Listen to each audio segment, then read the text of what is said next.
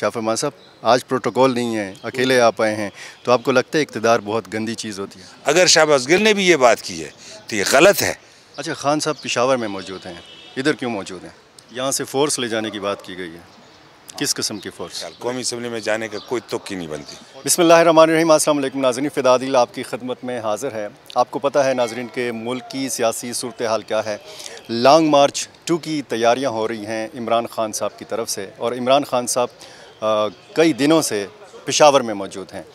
पाकिस्तान तहरीक इंसाफ के रहनुमाओं के मुख्तलिफ़ बयानात भी आपकी नज़र से गुज़रे होंगे। इस लॉन्ग मार्च की तैयारियाँ क्या हैं और ख़ान साहब क्या चाहते हैं? लीडरशिप जो यहाँ की है या जो पाकिस्तान तहरीक इंसाफ की मुल्की सतह के ऊपर है, उसके साथ ख़ान साहब की मुशावरत किन खतूत के ऊपर हुई है और क्या क्या चीज़ें डिस्कस हुई हैं, ये सारी चीज़ें आज के व्लॉग में हम जानेंगे। साबिक़ गवर्नर खैबर पख्तूनख्वा शाह फरमान साहब हमारे साथ पेशावर प्रेस क्लब में मौजूद हैं, और आज शाह फरमान साहब पेशावर प्रेस क्लब अकेले आए हैं। शाह फरमान साहब, आज प्रोटोकॉल नहीं है, अकेले आप आए हैं, तो आपको लगता है इक़्तिदार बहुत गंदी चीज़ होती है?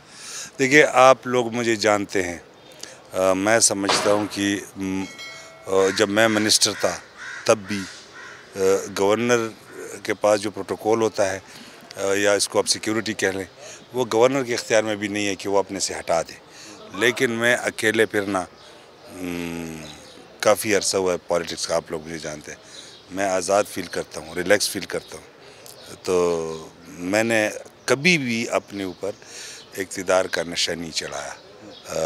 मैंने हमेशा ये सोचा है कि ये आनी जानी चीज़ है, इंसान को ओरिजिनल रहना चाहिए। यहाँ पे तवील मुशावरतें हो रही हैं, अभी तक हो रही हैं पेशावर के अंदर, तो ख़ान साहब ने ये जो वापसी का फ़ैसला किया इस्लामाबाद पहुंचकर, ये मुशावरत से किया था या उनके जहन में कुछ आया, या कोई जो डील का एक तासुर दिया गया है उसमें भी कोई हकीकत है? नहीं, कोई डील की बात है नहीं। ख़ान साहब ने और जो कंटेनर के ऊपर लोग थे उनके साथ जो बात हुई, जो हालात थे, सारी रात शेलिंग हो गई थी, और फैमिलीज़ के ऊपर, बच्चों के ऊपर उनकी विजुअल मौजूद है, वीडियोस मौजूद है। लोग बड़े नाराज़ थे, गुस्से में थे। डी चौक था, सामने रेड जोन था, आर्मी भी शायद खड़ी थी उधर। तो उस हालात के अंदर कंटिन्यू करना, जारी रखना, वो ख़तरे से खाली नहीं था। फिर किसी आप साजिश को भी रूल आउट नहीं कर सकते, कोई अंदर से शैतानी भी कर सकता था, कोई एंटी पीटीआई बंदा, कोई एंटी पीटीआई मूव भी कर सकता था, तो क्योस भी क्रिएट हो सकता था। तो इसलिए से ख़ान साहब ने हिकमत से काम लिया और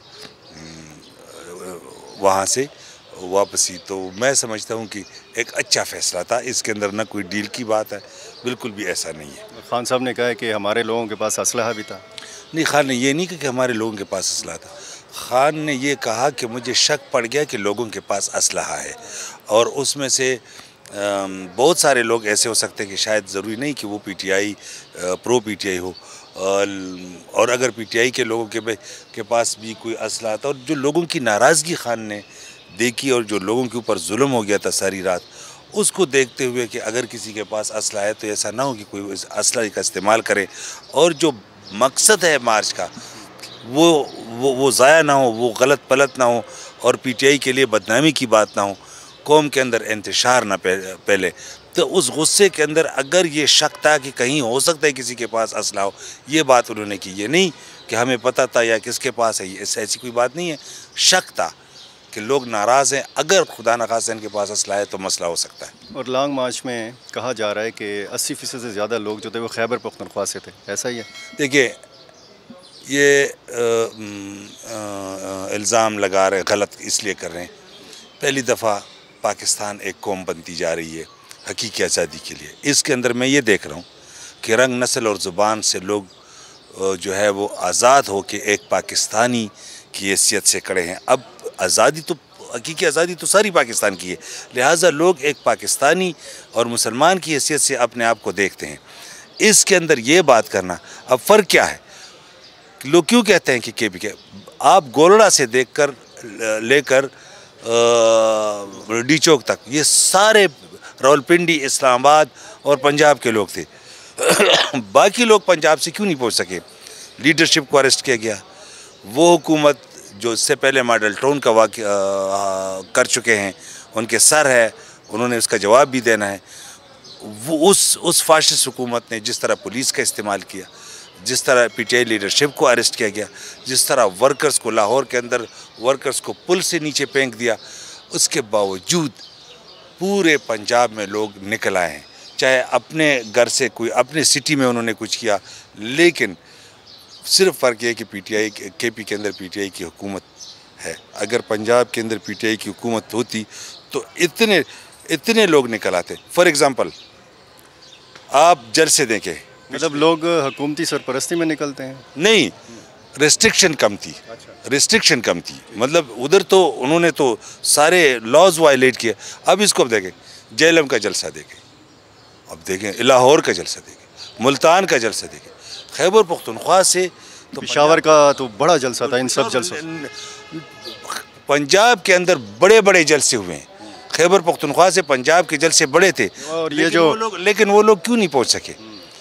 क्योंकि यही वजह है कि यहाँ पर शायद तो पंजाब के लोगों ने जिस तरह 25 को रिस्पॉन्ड किया, जिस तरह PMLN की हुकूमत ने उनके ऊपर क्रैक डाउन किया, मैं समझता हूँ कि मैं सलूट पेश करता हूँ, मैं सलाम पेश करता हूँ पंजाब के लोगों को। और इसको ये कहना कि ये एक सूबे के लोग थे। आप जो लोग थे, आप जरा कर ले गोरड़ा से डी चौक तक कौन खड़ा? तो ये तासुर तो शहबाज गिल साहब खुद दे रहे हैं कि जी पख्तून और 20 साल अमेरिका नहीं हरा सका। तो मतलब देखिए, कोई भी हो, मरियम नवाज़ ये बात करती है, राना सनाउल्लाह ने भी ये बात ट्वीट की है, गलत किया है। अगर शहबाज गिल ने भी ये बात की है तो ये गलत है।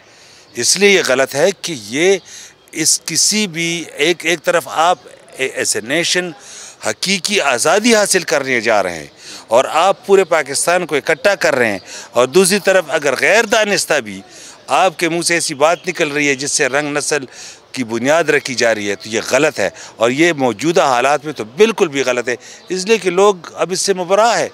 लोग अब सिर्फ अपने आप को पाकिस्तानी समझते हैं। तो अगर पंजाब के अंदर रिस्ट्रिक्शन ना होती, क्रैकडाउन ना होता, तो आप जलसों से अंदाज़ा लगा लें कि कितने लोग आने थे। लॉन्ग मार्च 2 के लिए क्या तैयारियां हैं? देखिए, पार्टी मुशावरत से बात होगी। हमने सुप्रीम कोर्ट से इस्तदा की है कि जो आईन कहता है, जो कानूनी हक है हमारा, वो हमें दिया जाए पीसफुल मार्च और पीसफुल प्रोटेस्ट के लिए। पीसफुल प्रोटेस्ट और मार्च की जो हमें है वो जब मिल जाएं तो फिर आपको अंदाज़ा हो जाएगा कितने लोग पंजाब से आते हैं, कितने केपी से आते हैं, पूरे पाकिस्तान से कितने लोग आते हैं। तो आपको लगता है सुप्रीम कोर्ट से आपको ये फैसला आ जाएगा? के मुताबिक तो सुप्रीम कोर्ट से लगता क्या है, ये तो हमें पूरी तरह इसके ऊपर यकीन है कि सुप्रीम कोर्ट आइन के मुताबिक फैसला करती है, आइन की इंटरप्रिटेशन करती है, और सुप्रीम कोर्ट ऐसे ही फैसला देगी। नहीं, तो आइन में तो ऐसी कोई कदगन नहीं है कि आप पुरअमन एहतजाज कर सकते हैं। नहीं, लेकिन इसके लिए आपको सुप्रीम कोर्ट के फैसले की क्यों ज़रूरत पेश आई? देखिए, वो इसलिए कि इन्होंने जो कुछ किया हम इसके खिलाफ गए। मतलब आप अपना दिफा चाहते हैं? हाँ, कि ये दोबारा ना करें। अच्छा, खान साहब पेशावर में मौजूद हैं, इधर क्यों मौजूद हैं?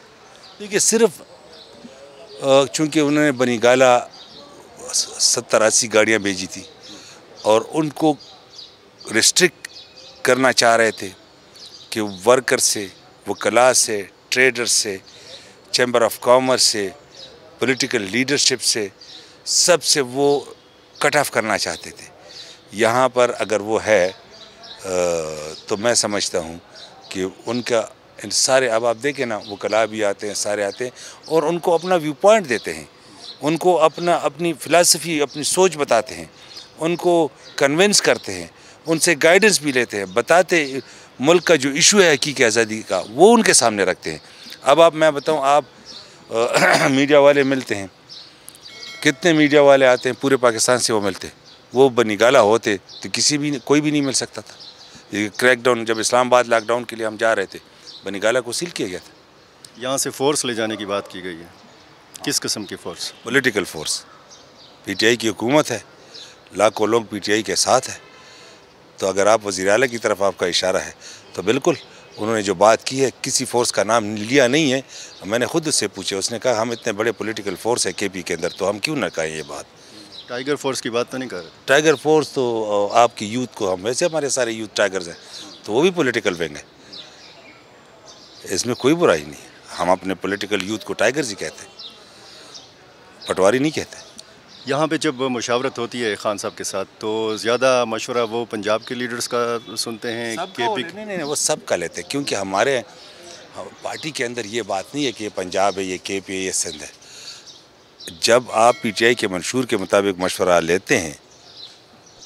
लेकिन ये तो है ना कि पंजाब के कुछ लीडर्स ने सही तरीके से पार्टिसिपेट नहीं किया लॉन्ग मार्च में। देखिए, लोगों के ऊपर जुल्म होते हैं, जबर होते हैं।